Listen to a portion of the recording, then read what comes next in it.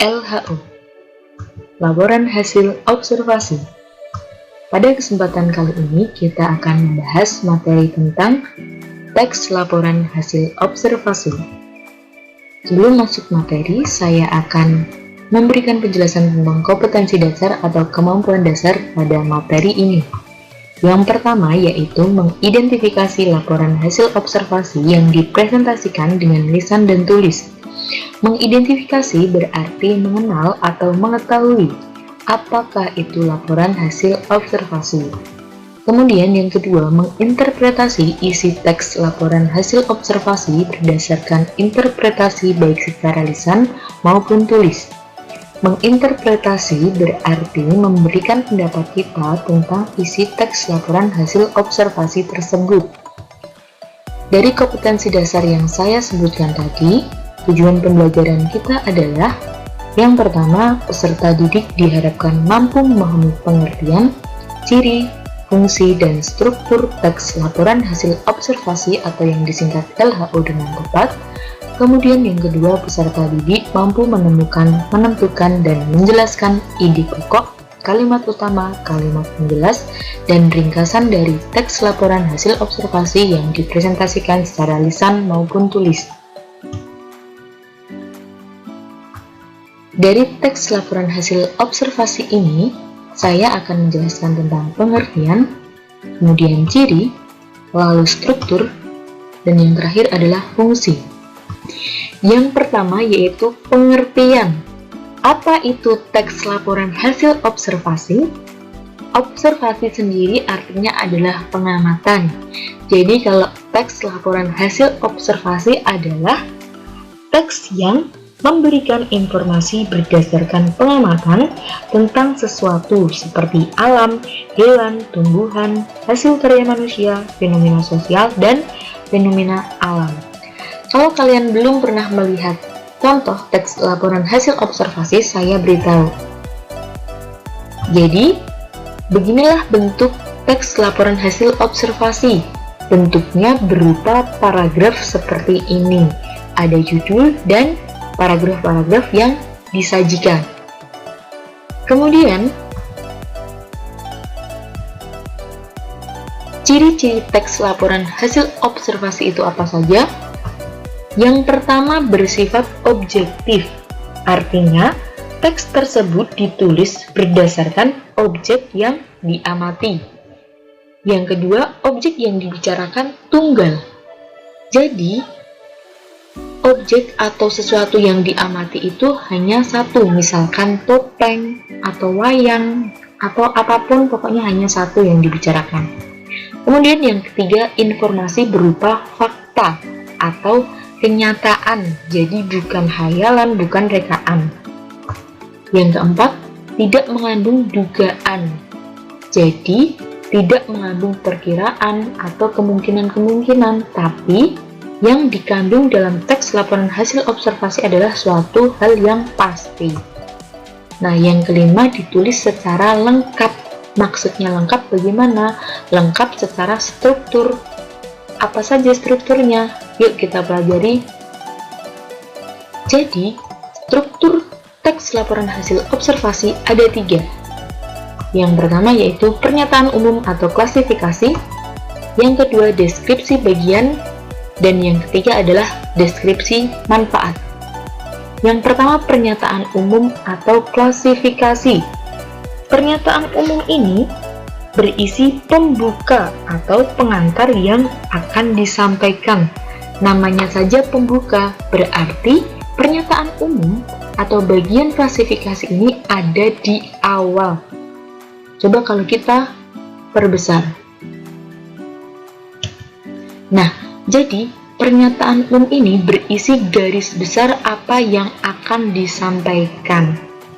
Biasanya, bagian pernyataan umum atau klasifikasi ini ditandai dengan adanya kata definisi. Kata definisi itu misalnya adalah, ialah, kayak gitu.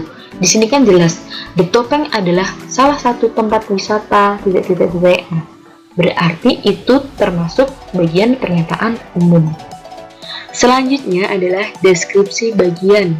Deskripsi bagian merupakan bagian yang menjelaskan secara detail mengenai objek atau bagian-bagian objek yang dijelaskan pada pernyataan umum.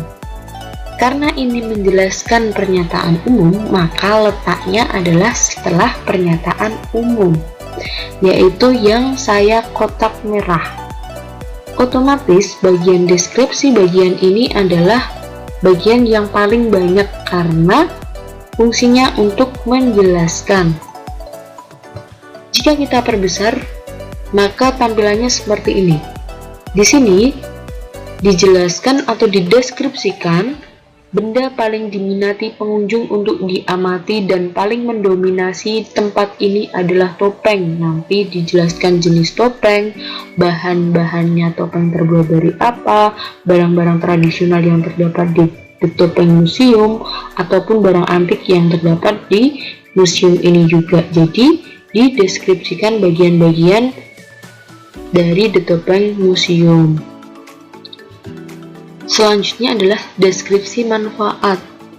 Sudah kelihatan dari namanya saja manfaat, berarti bagian ini berisi manfaat atau fungsi atau kegunaan dari objek yang dijelaskan. Biasanya letaknya berada di akhir bagian, seperti yang saya kotak merah. Kalau diperbesar hasilnya seperti ini. Ada kata kunci manfaat, guna, atau fungsi. Di sini ada kata kunci dimanfaatkan. Berarti kalau suatu bagian ada kata kunci dimanfaatkan, digunakan, atau difungsikan, itu termasuk ke dalam bagian deskripsi manfaat. Selanjutnya, fungsi teks laporan hasil observasi apa saja sih? Yang pertama yaitu untuk melaporkan tanggung jawab sebuah tugas dan kegiatan pengamatan. Yang kedua, menjelaskan dasar penyusunan kebijakan, keputusan, dan pemecahan masalah dalam pengamatan. Yang ketiga, sebagai sumber informasi terkini. Dan yang keempat, sarana untuk pendokumentasian. Selanjutnya, dalam setiap teks, termasuk teks laporan hasil observasi, pasti dibahas ide pokoknya, kalimat utamanya, kalimat penjelas, dan ringkasan dari teks tersebut.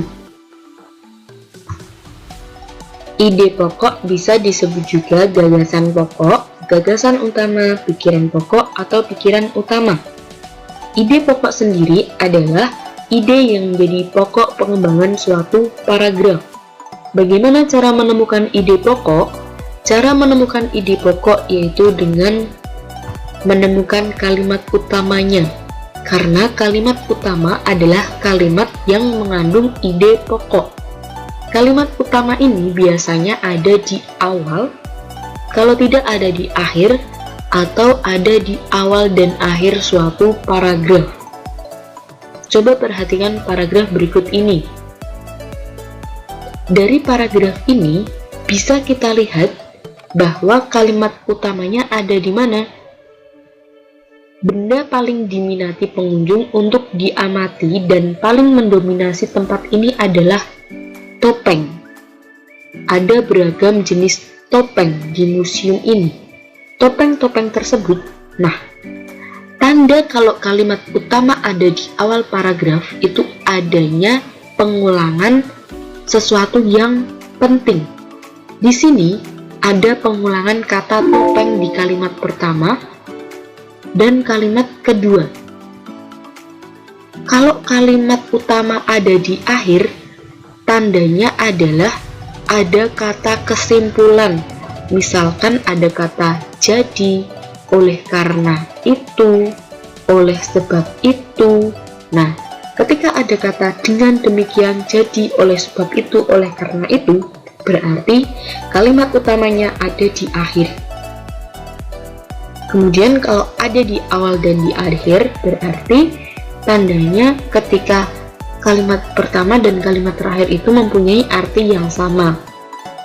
Nah, jika dilihat dari paragraf ini, berarti kalimat utamanya ada di awal paragraf atau di kalimat pertama. Kalimat utamanya adalah benda paling diminati pengunjung untuk diamati dan paling mendominasi tempat ini adalah topeng. Karena ide pokok ada di kalimat utama, maka kalimat utama ini bisa kita ambil untuk menjadi ide pokoknya. Ide pokok bisa kita ambil sama persis dengan kalimat utama, benda paling diminati pengunjung untuk diamati dan paling mendominasi tempat ini adalah topeng, atau menggunakan kata-kata sendiri yang penting intinya adalah sama seperti kalimat utama. Benda yang paling diminati pengunjung dan mendominasi pada museum ini adalah topeng. Kalau ditanya kalimat utamanya, kalian harus menulis persis dari huruf awal, dari huruf kapital sampai titik. Tapi kalau ide pokok tidak harus sama persis dengan kalimat yang ada di paragraf tersebut, boleh sama, boleh tidak. Nah, setelah itu ada kalimat penjelas.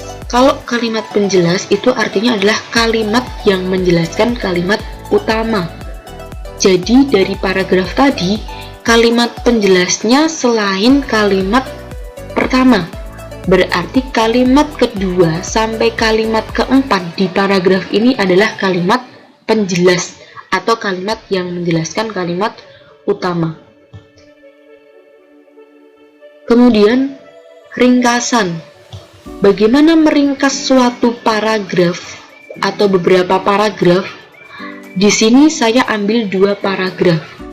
Cara meringkas paragraf adalah diambil ide pokoknya.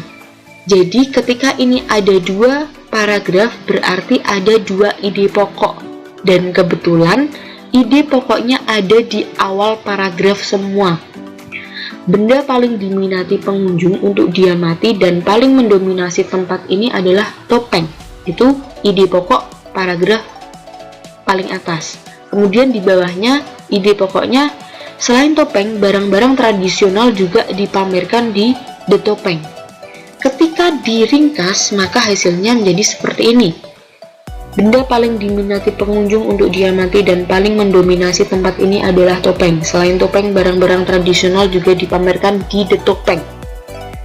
Cara meringkas adalah dengan mengambil setiap ide pokok, setiap paragraf dijadikan satu paragraf. Kan? Ini hasil ringkasannya yang bawah ini adalah penggabungan ide pokok dari setiap paragraf yang ada di atasnya ini. Itu caranya meringkas. Oke, terima kasih atas perhatiannya. Cukup sekian untuk materi kali ini. Tetap jaga kesehatan dan kebersihan.